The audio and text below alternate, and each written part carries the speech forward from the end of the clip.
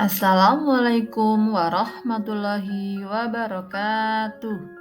Salam sehat bahagia untuk kita semua.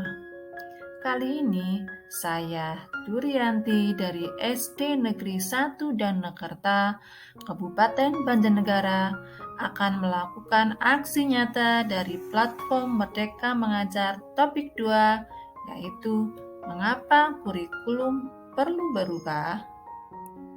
Sebelumnya, kita akan membahas apa itu kurikulum. Kurikulum merupakan seperangkat rencana dan pengaturan mengenai tujuan, isi, dan bahan pelajaran yang digunakan sebagai pedoman penyelenggaraan kegiatan pembelajaran untuk mencapai tujuan tertentu. Kurikulum juga diibaratkan jantungnya pendidikan. Ada 4 komponen dalam kurikulum menurut Raib Tyler dalam bukunya Principle of Curriculum, yaitu yang pertama tujuan, yang kedua konten, yang ketiga metode, dan yang keempat evaluasi.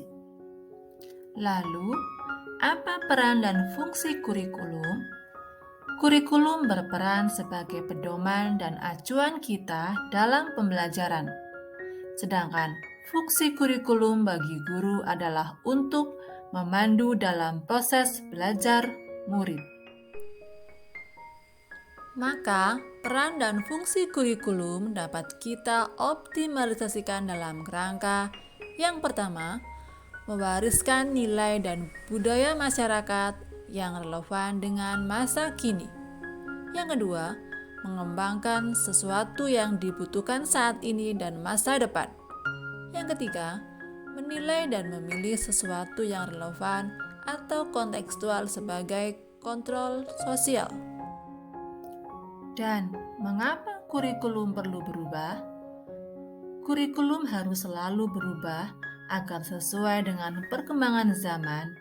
Kurikulum harus dinamis, berkembang menyesuaikan kondisi di mana pengetahuan dan teknologi informasi telah berkembang dan semakin maju.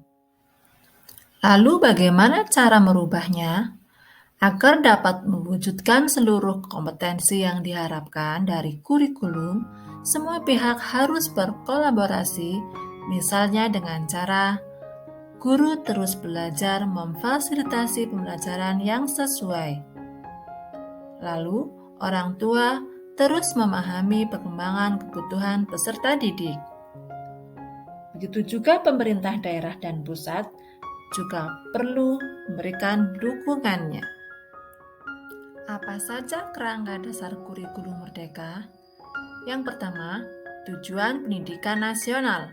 Yang kedua, profil pelajar Pancasila. Yang ketiga, struktur kurikulum. Yang keempat, prinsip pembelajaran dan asesmen. Dan terakhir, capaian pembelajaran. Sampailah kita kepada refleksi. Sesuai peran kita sebagai ujung tombak implementasi kurikulum dalam proses pembelajaran, kita harus melakukan adaptasi sesuai dengan zamannya dan terus mengembangkan atau beradaptasi dengan konteks dan karakteristik peserta didik demi membangun kompetensi sesuai dengan kebutuhan mereka di masa depan. Demikian aksi nyata penyebaran pemahaman saya terhadap topik 2 Merdeka Belajar, mengapa kurikulum perlu berubah. Semoga bermanfaat ya. Mohon bantuan Bapak Ibu untuk berkenan memberikan umpan balik tentang pemahaman Bapak Ibu pada video saya di kolom komentar. Terima kasih.